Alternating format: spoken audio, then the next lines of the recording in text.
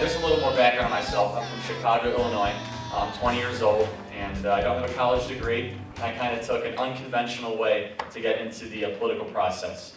Right after I graduated high school, June 5th of 2012, I felt compelled to start a student organization. Towards the end of my high school career, I got increasingly antagonism from my teachers and from my fellow students because I believed in business, I believed in profit, capitalism, and really basic conservative values. I was ridiculed because I believed that people should be able to make as much money as they want. They should be able to freely trade your ideas, your expressions, and business ideas. And so, towards the end of my high school career, I felt so ridiculed and ostracized because of my beliefs. Because what I believed in, I felt there had to be an organization that stood behind students in high schools and colleges to give them support, camaraderie, and a network behind them. And so I started this organization on June 5th of 2012. It's been nothing but a roller coaster ride, to say the least. So I'm going to tell you a story. I was at Columbia University in Manhattan. Now, who here's familiar with Columbia? Anybody? Columbia University? All right, well, it's really liberal.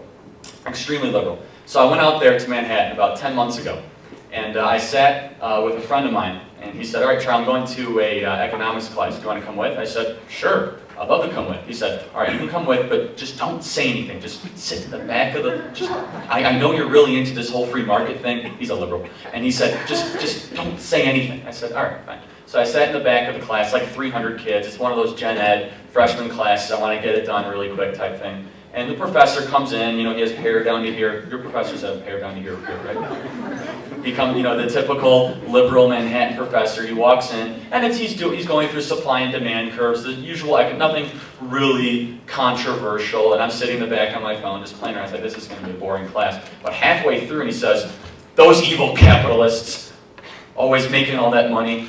And so I looked to my friend, and he says, so I weigh my two choices. I say I could either probably sever my friendship and relationship with Ethan or stand up for what I believe in. I'll stand up for what I believe in. So I stand up in the back of the lecture hall, and I call out this professor in front of 300 other students. Now granted, I don't go to school there, and for those of you that know, Columbia University is an Ivy League school, so it's in the same category as Princeton, Harvard, Yale, and here's a 19-year-old punk kid without a college degree that's obviously of the other political bend, the professor standing up challenging his economic premises. What could possibly go wrong, right? So I stand up in the back of the lecture hall, and in front of 300 kids, I debated the professor for about 40 minutes on policy, economics, free markets, capitalism, you name it. And I would like to think I stood my ground, right? But at the end of the class, something really interesting happened. I had students come up that said, Charlie, I'm a Democrat, but I never heard what you said before. And it's really interesting. I never knew capitalism could be a good thing.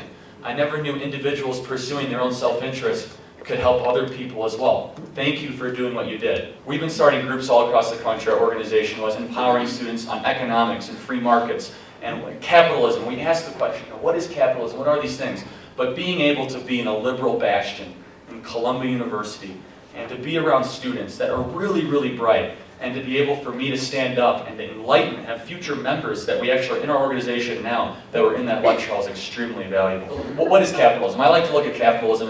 It's not an economic system, it's not a social system, but it's a system in which we live. And if you look at the history of how capitalism came to be or what free markets came to be, it's more than just, I can buy a Snicker bar when I want or an iPhone when I want, but it's really the idea that I can say whatever I want, do whatever I do, what I want to do, express how I want to express it, and nobody can get within that kind of contract. And that's really what Adam Smith talked about in 1776 when he wrote The Wealth of Nations. So what's the difference here? Why do things in the private sector, or individuals creating things, why do they function better? Why are they more efficient? I think the answer is quite simply, when you have a self-interest involved, you have an incentive to do things right. Whereas the government, there is no incentive to really, if they screw up, has anybody gotten fired since the website crashed? Has anybody gotten reprimanded? Has anybody gotten, there's no system of checks and balances. If you don't get the pencil designed right, and you end up designing pencils with erasers on the front and lead on the back, and it's all screwed up and it's red, and you're gonna get fired, right? And you're going to lose business, and you're not going to have any more customers. And that's the beauty of the free market and economic system. Unfortunately, as all of us being part of the younger generation, we are going to be subject to paying for our parents' mistakes. Know what I mean by that? Our government is currently borrowing, I think this year, over $600 billion a year. $600 billion a year. Now that's down actually, they're doing better. They borrowed $1 trillion the year before that, and they borrowed $1.2 trillion the year before that. Now why does that matter? You know, for young people, like, all right, cool, that's a big number, right? How's that ever going to affect me? Well, who here cares a lot about education? I don't expect you to raise your hand. Who here cares a lot about, you know, caring for the poor? Who here cares a lot about social services, caring for our veterans, right? Veterans Day was on Monday. Who here cares that our veterans get the best medical care they can possibly get? If you care about all those things, the national debt should be your biggest issue. Because when the national debt increases, the amount we can spend on our veterans and the older people in society and our poor people to lift a hand up, our ability to do that decreases exponentially. Because within 5 years, a third of every dollar that the federal government comes in will just be paying off old debt. And that's money we cannot reinvest in the future of our economy, reinvest into our future, invest in education, reinvest into older people in our society, veterans, etc. And guess who's going to have to pay off this massive debt, $17 trillion and counting, 18 trillion actually? Us. Every single person in this room can make a difference. I'm just a 20-year-old kid that didn't go to college, that is doing some rather unique stuff. There's really nothing special about what I've done. Every single kid in this room can become a national icon for what you believe in, whether that be capitalism, conservative values, pro-life, being an unapologetic Christian, mission work. And why is that? Why was I able to do what I'm able to do? Caleb's able to get on Glenn Beck. You know, why is that able to happen? Because with the internet and social media, your ability to let your voice be heard is amplified 10 million to 1. The old, archaic way of doing things is you have to go through a certain system, and if you're 40 or 50, you can reach the pinnacle of your career, and then you can start to let your voice be heard. That's totally out the window now. Everybody here can be writing columns nationally for any website that you desire. You can be making videos as Caleb does, and use Caleb and me and myself as examples of how you can amplify your voice 10 million times. It might not be politics that really gets you going. It might not be, you know, pro-life or Christian issues. It might be something as simple as, you know, I really think awareness should be put towards what's happening in the Philippines right now.